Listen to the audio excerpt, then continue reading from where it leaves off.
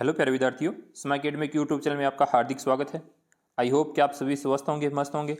आज हम बात कर रहे हैं कक्षा 9 की गणित वर्कबुक के कार्यपत्रक 34 के बारे में।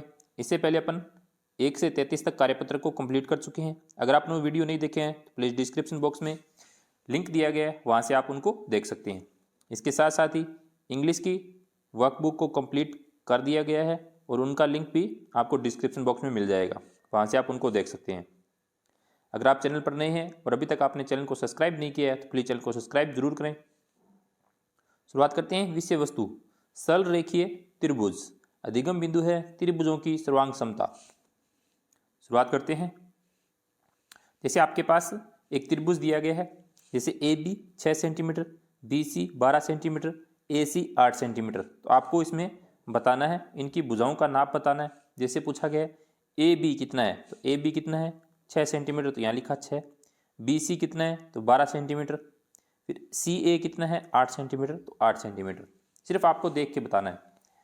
फिर है त्रिभुज दे रखा है एक एम एन एल, तो आपको इसमें एल और एम की लंबाई पूछेगी। एल एम और एम की लंबाई कितनी है 7 सेंटीमीटर है। फिर एम एन की 4 सेंटीमीटर है और फिर एन और एल की लंबाई है वो 3.5 सेंटीमीटर है।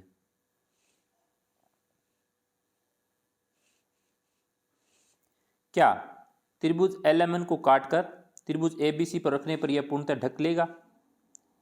यानी ये पूछा गया क्या, इसको काटकर यह ढक लेगा क्या?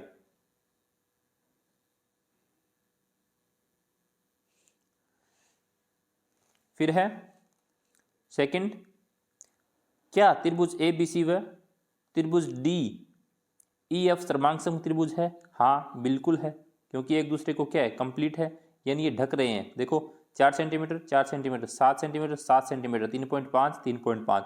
जब इसको इसके ऊपर रखेंगे तो इसको पूरा ढक लेगा, तो ये क्या है सर्वांग सम, यानी हाँ।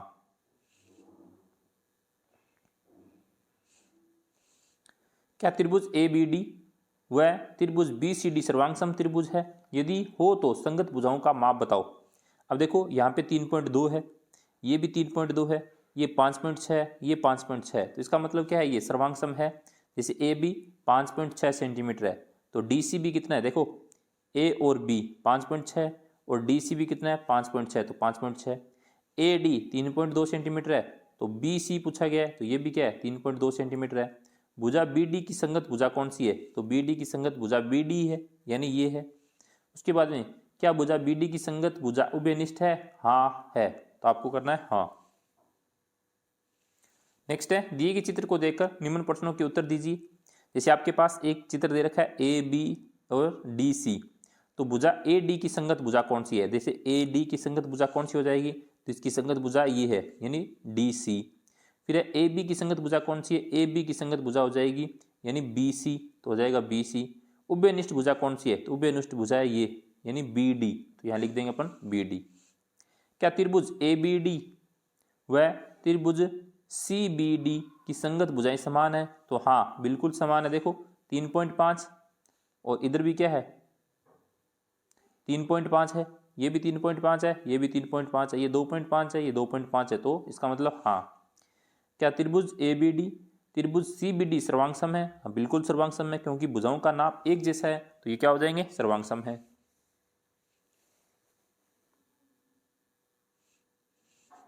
सर्वांग सम के सांकेतिक चिन्ह पर घेरा या वर्त बनाओ। सर्वांग सम यानी जो समान होती है, तो इसमें एक ही है ये, यानी सर्वांग सम बराबर के ऊपर जो ये निशान दिया गया है, तो ये एक सर्वांग सम है। फिर है त्रिभुज ए बी डी व त्रिभुज सी बी डी सर्वांग समता के किस धर्म गुण से सर्वांग सम है? भुजा भुजा भुजा, यानी तीनों की भुजाएं क्या है समान है, इसलिए वो सर्वांग सम है, समान है इसलिए। एस एस एस सर्वांग समता प्रतिबंध का प्रयोग करके बताओ कि कौन से चित्र में सर्वांग सम त्रिभुजों का जोड़ा है, यानी इनमें से कौन सा है जो समान है। जैसे देखो यहाँ पे देखते हैं पहले 1.5 1.5 2.2 2.2 2.5 2.5, इसका मतलब एक नंबर सही है। अब यहाँ पे 3 यहाँ पे 4, तो इसका मतलब ये सही नहीं है। यहाँ 5 ये 3 ये 5 ये 3 और बीच वाला जो है ही उभयनिष्ठ भुजा, तो इसका मतलब 1 और 3 क्या हो जाएंगे करेक्ट हो जाएंगे, ये सर्वांग सम है।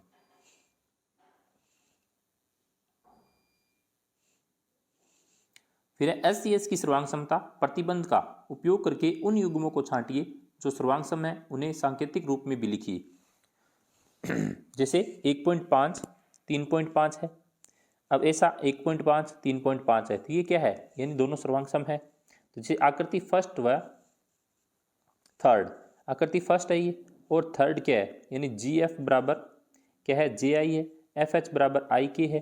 कोण सॉरी त्रिभुज GFH बराबर त्रिभुज JIK है। अब दूसरा जो है यानी आकृति 2 व 4, यानी आकृति 2 नंबर और 4 नंबर में क्या है, BC, यानी यहाँ पे 2 नंबर है और ये 4 नंबर है।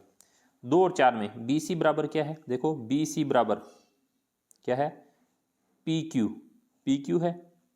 उसके बाद त्रिभुज BCA बराबर त्रिभुज कौन सा है, PQR है।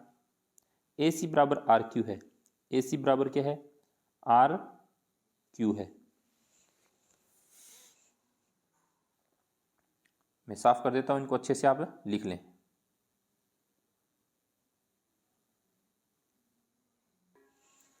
नेक्स्ट है आकृति 6 नंबर में AB बराबर DC है। AB बराबर क्या है, DC है, जैसे ये रहा DC। त्रिभुज ABD बराबर कौन सा है, त्रिभुज CDB है। BD बराबर BD है, यानी इस BD बराबर क्या है, BD है।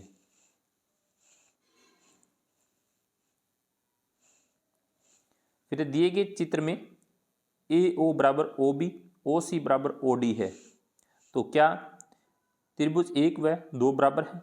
यदि हाँ तो क्यों? हाँ बराबर है, क्योंकि ये शीर्षाभिमुख कोण है। कौन सा कोण, 1 नंबर और कोण 2 नंबर, ये देखो ये शीर्षाभिमुख कोण है तो बराबर है। त्रिभुज AOC किसके बराबर है, यानी सर्वांग सम है। त्रिभुज BOD सत्य है असत्य है, तो SAS सर्वांग समता प्रतिबंध से त्रिभुज AOC बराबर किसके है, BOD के, यानी यहाँ पे BOD है, आपको कहीं 800 लिखा हुआ दिख रहा होगा, BOD। इस तरीके से आपको इसको सोल्व करना है। आई होप कि आपको अच्छे से समझ में आया होगा। Thank you.